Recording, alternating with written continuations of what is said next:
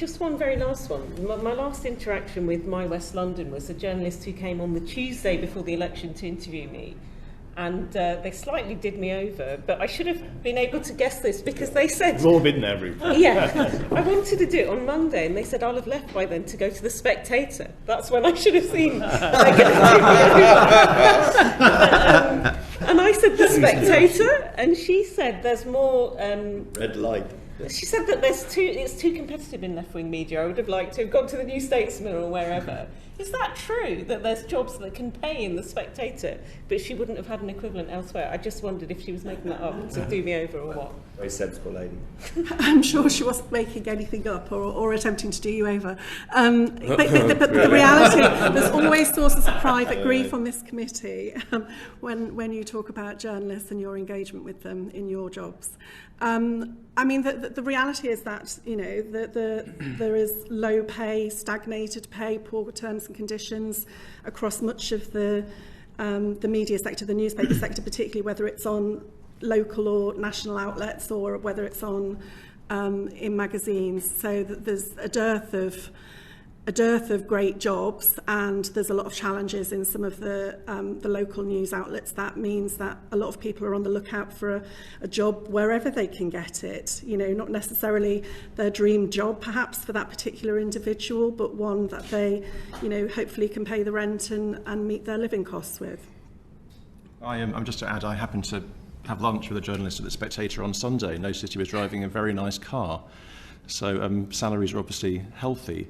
At The Spectator. I hope so. I mean, but broadly, I think there is an issue here. We know from our research into the independent sector that outlets that are aiming at a national audience, that are covering national issues or even international issues, are much more viable than those aiming at a local audience. There's a very clear correlation.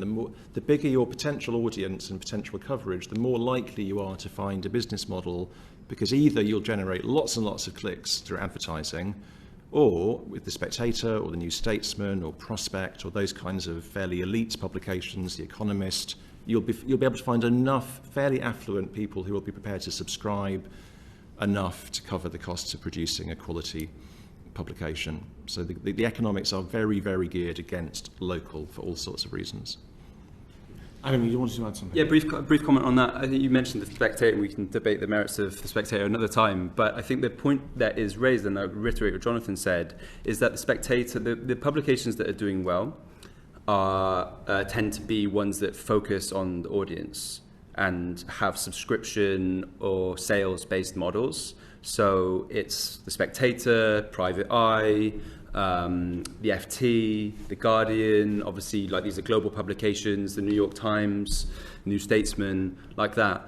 And there's a difference there, is that the Guardian is free to access, obviously, online. Many of the others are as well.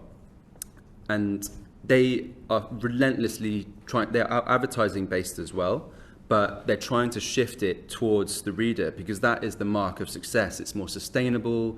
It centers the actual audience rather than, you know, the fleeting and poor relationship with the tech platforms for the advertising. And that's what we're trying to do at Bristol Cable, is that we say the audience is first. Our advertising that we do have is regulated by an ethical advertising charter, which is transparent, and that's made available to the public to see, and that is an issue of trust as well. And it's basically saying, if you support us, then we are accountable to you, not to miscellaneous random advertising that is based on your digital footprint and like algorithmic based platforms.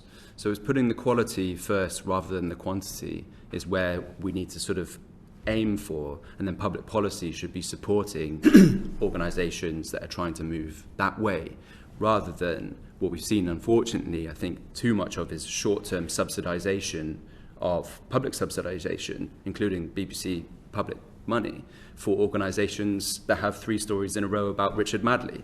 Like, I don't think that's acceptable. One story's not acceptable.